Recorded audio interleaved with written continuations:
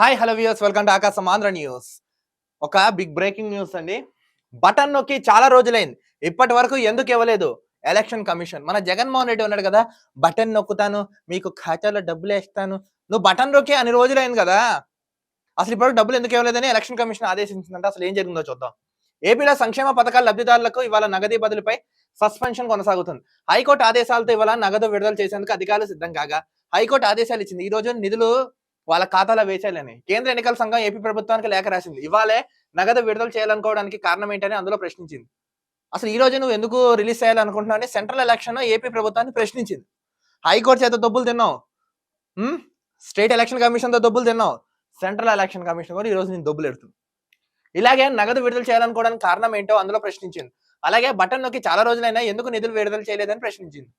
నువ్వు ఎప్పుడో గతంలో అన్ని బటన్ నొక్కేసావు కదా, బటన్ నొక్కావు ఓకే, నిధులు ఎందుకు వేయలేదు, ఎందుకు ఇంత డిలే అని అకౌంట్లోకి ఈరోజు డబ్బులు పడతాయా అని సెంట్రల్ ఎలక్షన్ కమిషన్ ఏపీ ప్రభుత్వాన్ని అడిగింది. ఏపీ ప్రభుత్వ పథకాల లబ్ధిదారులకు నగదు బదిలీపై సస్పెన్షన్ కొనసాగుతుంది. హైకోర్టు ఆదేశాలతో ఈ రోజు అంటే మే 10 డీబీటీ అంటే డైరెక్ట్ టు బ్యాంక్ ద్వారా లబ్ధిదారులకు నగదు బదిలీ చేసేందుకు ఏపీ ప్రభుత్వం అవకాశం కలిగింది. అయితే దీనిపై కేంద్ర ఎన్నికల సంఘం మరోసారి ట్విస్ట్ ఇచ్చింది.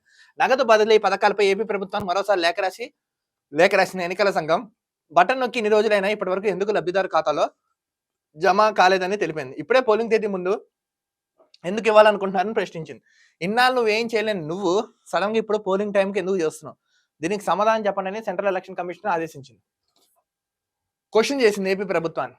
వారాల పాటు ఆపి వాళ్ళు నిధులు విడుదల చేయకపోతే ఏమవుతుందని కేంద్ర ఎన్నికల సంఘం ప్రభుత్వాన్ని ప్రశ్నించింది. ఇన్నాళ్ళు ఈ రోజు కూడా అయిపోతే ఏమవుతుందని ప్రశ్నించింది.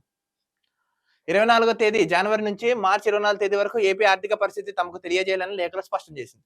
జనవరి, ఫిబ్రవరి, మార్చి అంటే జనవరి 24 నుంచి మార్చి 24 వరకు మీరు ఏ నివేదికల్లో ఏ ఉన్నాయి అవన్నీ లిఖిత పూర్వకంగా మాకు సమర్పించండి, ప్రూఫ్ చూపించమని అడిగింది. చచ్చారు కొడుకులు.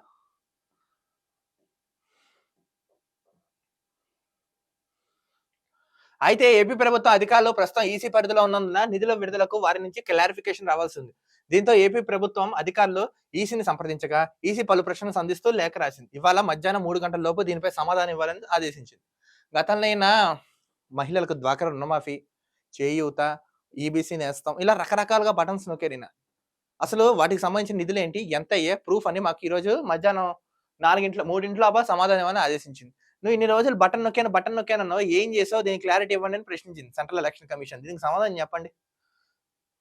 మీరు హైకోర్టులో గౌరవించరు, ప్రజలను గౌరవించరు, స్టేట్ ఎలక్షన్ కమిషన్ గౌరవించరు, ప్రధానమంత్రిని గౌరవించరు. వీళ్ళకైనా గౌరవించండి, లేకపోతే మీ మీద వాళ్ళు చర్యలు తీసుకుంటారు. చూసారా మన సొమ్ము వీళ్ళు తీసుకుని మనల్ని ఎంతలా ఇబ్బంది పెడుతున్నారు.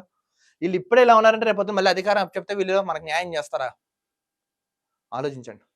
దీనికి మాత్రం 3 o'clock సమాధానం ఇవ్వాలన్నారు కదా, వెంటనే వీళ్ళకి సమాధానం చెప్పండి. సోకాల్డ్ వైసీపీ మెంబర్స్ని మీ మొఖం చెప్తారు. మరో వీడియోతో కలుద్దాం. అంతవరకు చూస్తున్నాండి ఆకాశం Andhra news. This is Dilip signing off.